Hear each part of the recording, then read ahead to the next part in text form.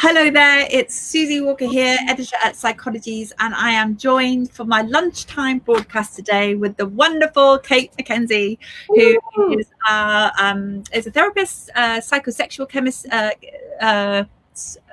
therapist, and you coached me. I don't know whether you know, a couple of years ago. Can you remember when I wrote that article about it? Actually, maybe I shouldn't say, because I think I wrote that under a separate name. But you were brilliant, and I learned loads from you, all about kind of opening up all my chakras or something like that. It wasn't chakras, but it was something else, and it was brilliant. And I now have a boyfriend, Cate.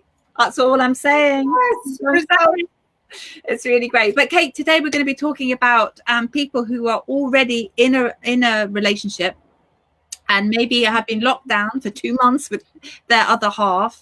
Yeah. And they may have anxiety, they may be fed up with their partners, there may be all sorts of tension. How do we turn towards each other rather than away from each other in this period? How do we reconnect? It's really nicely put, how do we turn towards each other? Because actually, John Gottman, who's studied relationships for over 30 years and literally put people in flats and measured their nervous system, their hormones, and their blood, they found that arguments are a guaranteed, fights are a guaranteed. Just two people in the same space, and one shuts the door wrong way. That's guaranteed that you're going to make mistakes and annoy each other. The key with couples that do well is they turn towards each other regularly and they repair. So ruptures are part of life. Someone didn't do something, someone didn't put the lid on, someone put the spoon on the side.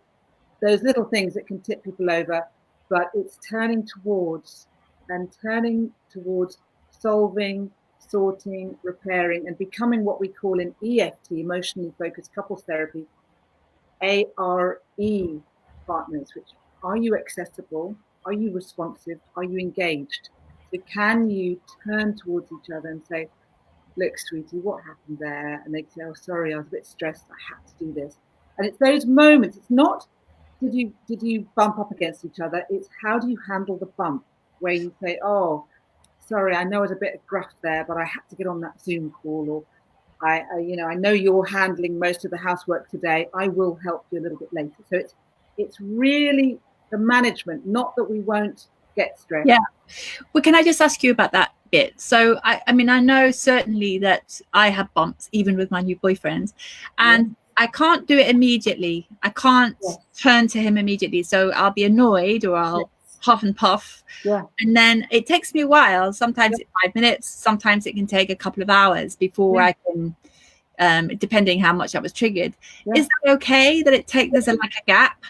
Totally. I mean, obviously you can always check in with each other, check in with both of you, but the fact you're doing it in the day is a really good sign. When it gets really tricky is leaving it for long periods, as you know, and we call those demon dances or demon dialogues, where people get caught up in who's the bad guy dance, or what they call, this is all in EFT, protest polka, where someone's going, you didn't help, you didn't do the washing up, you didn't this. Or part of the protest polka might be then lead into was it a protest polka? Polka.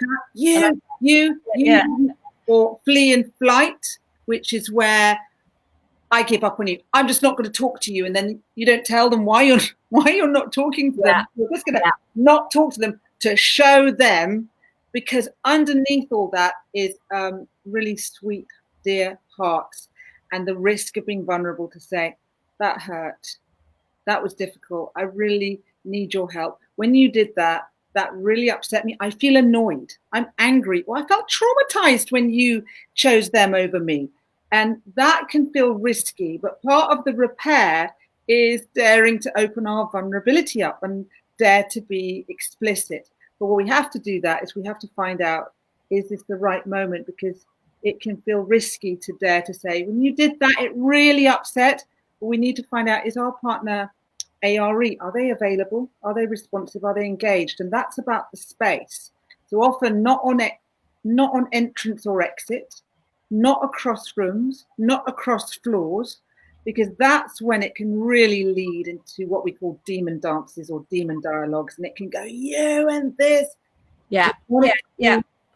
Sat down, ideally, relaxed, when you're both available to say, when I did that, I'm really sorry, or in a calmer moment to repair.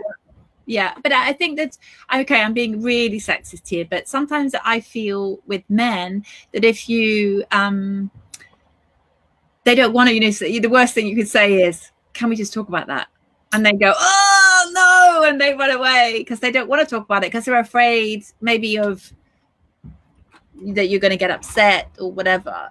Is there you're talking about a space, is there a good place to have that conversation? Or I mean, you're saying on the sofa, but it's almost like you don't want to have that conversation because you don't want to create another row. Yeah, good point. You know what I mean? Very, very good point. I was talking to you, Susie, about turtles and octopuses. So in my work, I talk a lot about turtles and octopuses. Turtles being the people who are reaching, wanting to connect, wanting to talk emotionally, and the octopuses reaching, and the turtles wanting to create safety.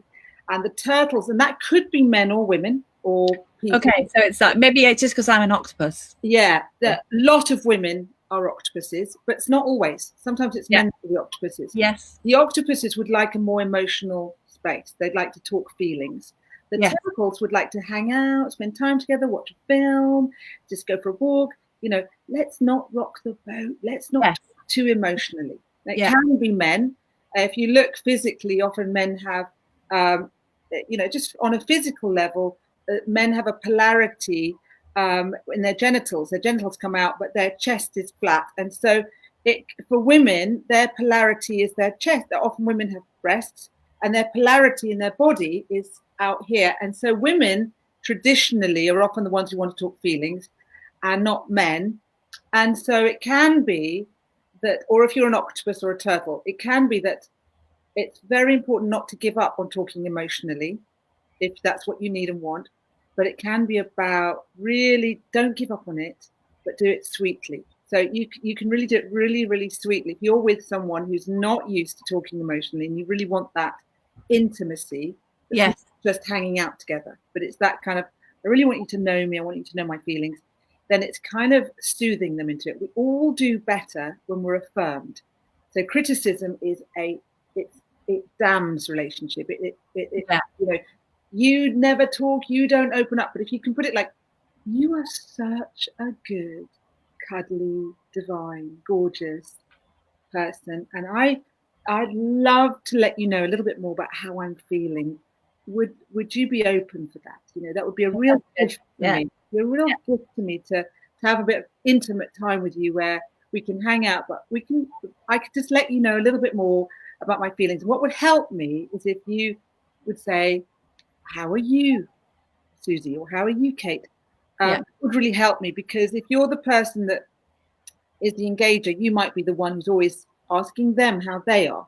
Yes. And so it might be that you might say, you might just support them. It might not occur to them to say, well, how are you feeling, Susie? How are you?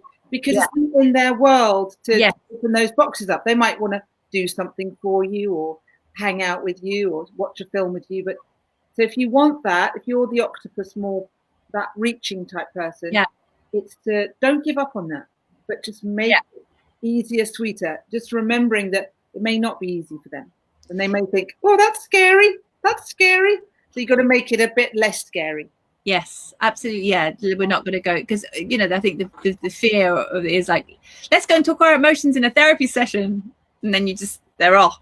Do you know what I mean? Yes. So it's how to make it a lot less. You talk about the power of creativity, the power of encounter, and the power of pause. That's what you taught me when we worked together 2 years ago. Yes. So tell us a little bit about how that works. Power of pause, what is that? So the thing about it is that often when we get into a relationship is we think that, especially, the beginning can sometimes work really well. There can be bumps in the beginning, but we can think, oh, right, we're sorted now. Once we've got that connection online, then we can certain people can think, right, okay, we get back to our other projects, get back to work, get back to this, get back to that, and expect the relationship to just run on empty. See what I mean? Like our car, never get an MOT or never sort the car out.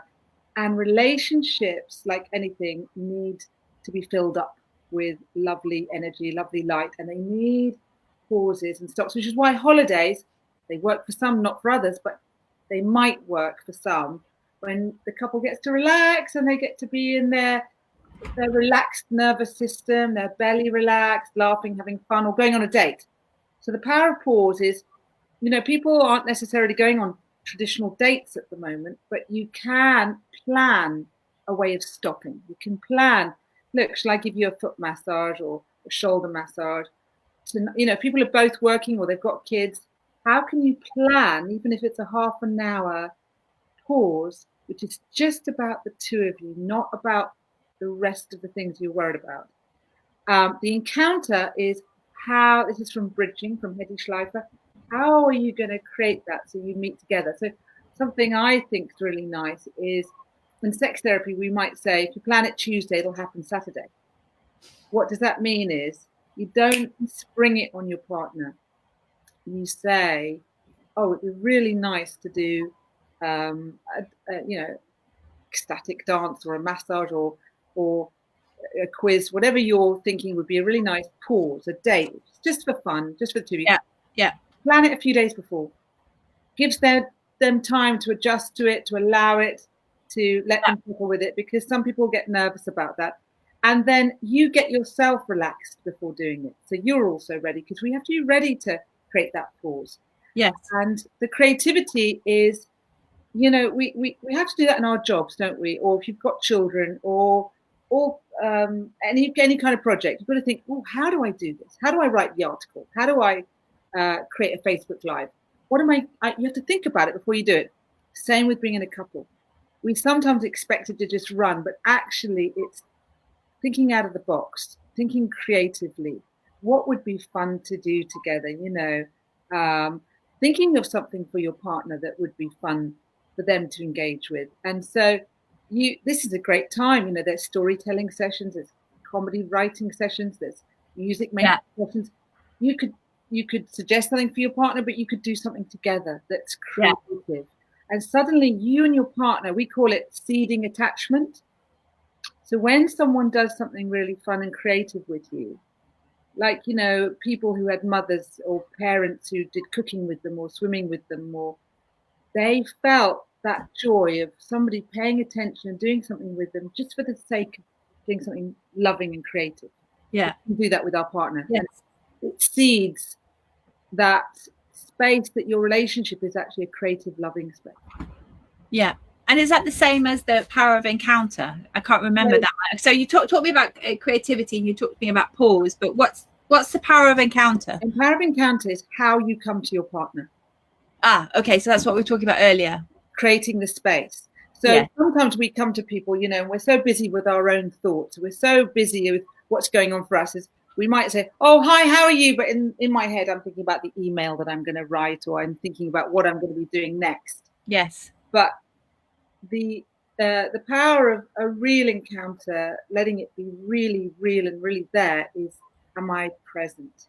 That's about getting myself in the right space. So when I come to my partner, I am really ready to say, how are you? And I want to hear. So my head's not on 6 other subjects. I'm actually there. So the encounter then becomes something really special. If 2 people really are there with each other, listening, connecting, and being with each other. And it can take one person to just get themselves really ready and imagine going to the other person's world and being with them. And that is the power of the encounter. Walking That's lovely. the bridge to their world and being with them. And they'll feel it. And you'll feel it. And it's not just a chat. It's a real moment. And like anything, when you're in that moment, it feels like forever. Yeah. I mean, I call it full beam. I say, when I gave it, it's like with everyone, it's with my friends or my son or my new boyfriend. It's that thing of, if you give them your full beam, and sometimes I find it difficult. You say you've got the phone's binging and the da-da-da-da, and I'm like, and I get a little bit stressed with it because I'm like, I can't give this person with my son, I can't give him my full beam or my partner, I can't give him because I've got all of this stuff going on. But it is literally a conscious decision you've got to make. You've got to put your phone away, kind of breathe and like, okay, because they can wait. Well, I'm not a doctor. I know it's not an emergency. Do you know what I mean? It can wait. And this idea that we constantly need to be on all the time, it's ridiculous, really ridiculous. So that's where you doing that full beam is such a gift to you. This is where relationships balance us, because we have someone else who's asking us to slow down, and we're doing it for the service of the relationship. And that's where we grow into these whole new people, because a relationship, Dr. David Schnarch calls them people growing machines, because we learn how to put another person's needs first, as well as hold on to our own. We learn how to endure things. You know, we go through a lot for a relationship. We put up with a lot. You know, you were talking about how much we compromise. Yeah, we do that, and we grow huge amounts. And I think in the end, couples who really learn how to repair ruptures, how to be in that full being place, that encounter, who learn how to create pause and creativity, because there's a lot in life at the moment, isn't there? Yeah.